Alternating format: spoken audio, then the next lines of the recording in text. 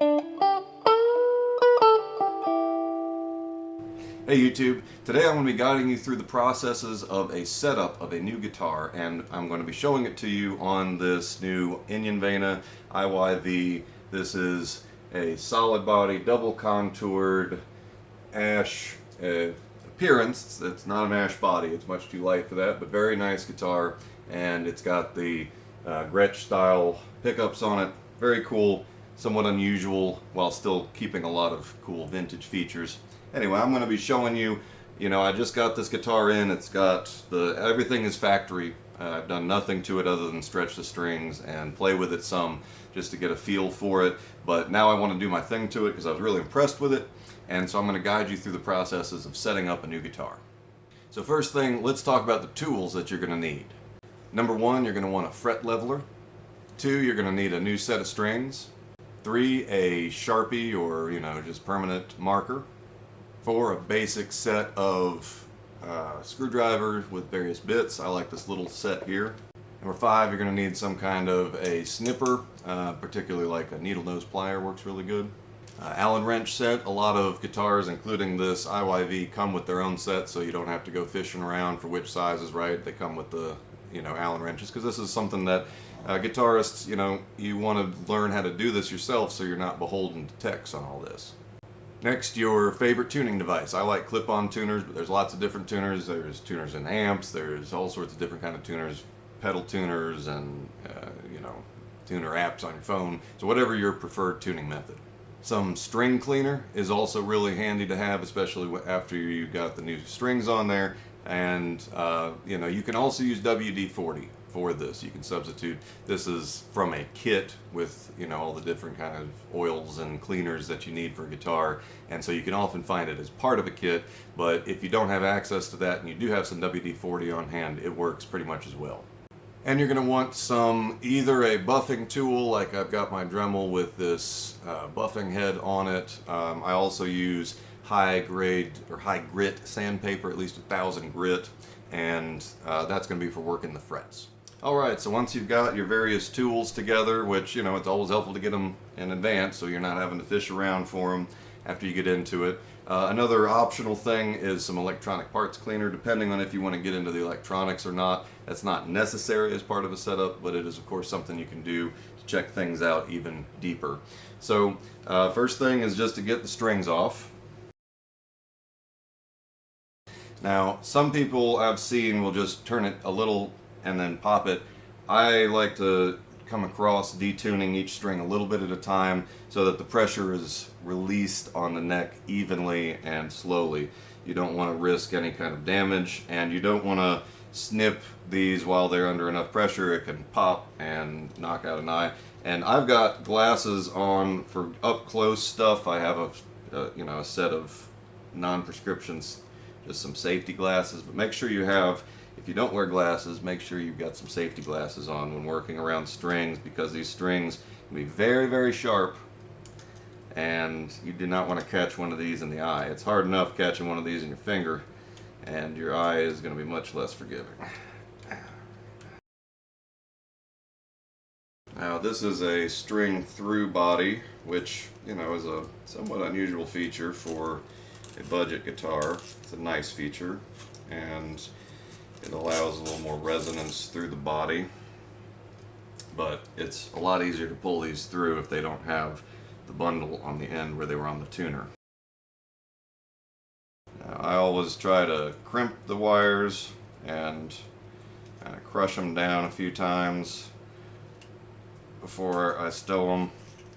It just makes them a lot less likely to jump out at you and do damage to you or somebody else. Okay. So, it's a good time to get in there and give a good cleaning to your guitar while it's off.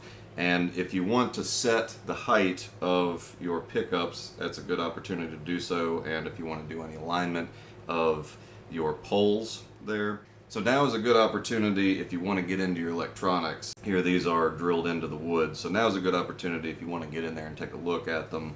Or if you're modding, this is the time, the easiest time to pull something out and switch it out.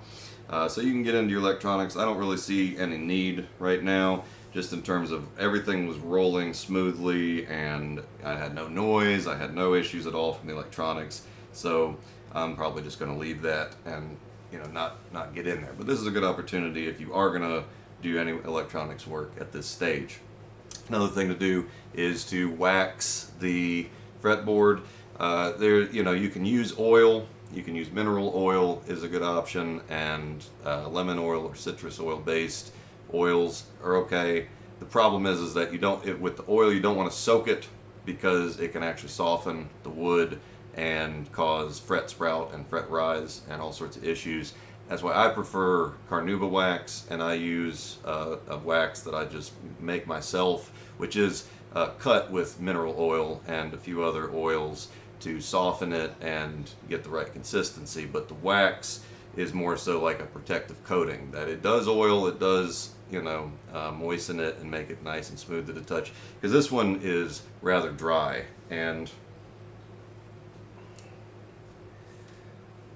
you can see the difference between these two. Look at how this one, the colors are just very, very nice. Brilliant. It's got a nice sheen to it. This is like really, really dry. You see the difference there. And so this guitar I've already put through this setup. And so we can see some of the ways. And that fretboard is gorgeous now. This is kind of dry and it's a little bit rough to the hand, so it's just dried out. This one is from October 24, so it spent the better part of a year in probably a shipping crate and then warehouse, and so it's rather dry, and so it really needs that wax. But a wax or oil, again, if it's an oil, you just want to lightly coat it and then buff it out.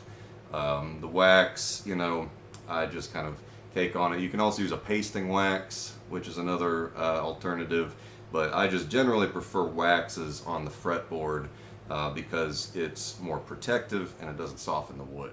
Now, if you need to do any adjustments to the neck or any reason you need to take it up, of course this is the stage to do it. Something I'm going to do with this one, which I already did on this one, is remove the back plate and replace it with washers. The reason being that this one, it's more pronounced, but it's still an issue here that they did a very good job contouring the heel, but it didn't match the plate. The plate should have been a little bit lower and a little bit rounder on the edges, and it's the same issue here, that you get this little bit of a rough lip right there. And so that's not something you want to run across your hand, and it just doesn't, you can see it looking at it like that doesn't fit exactly right.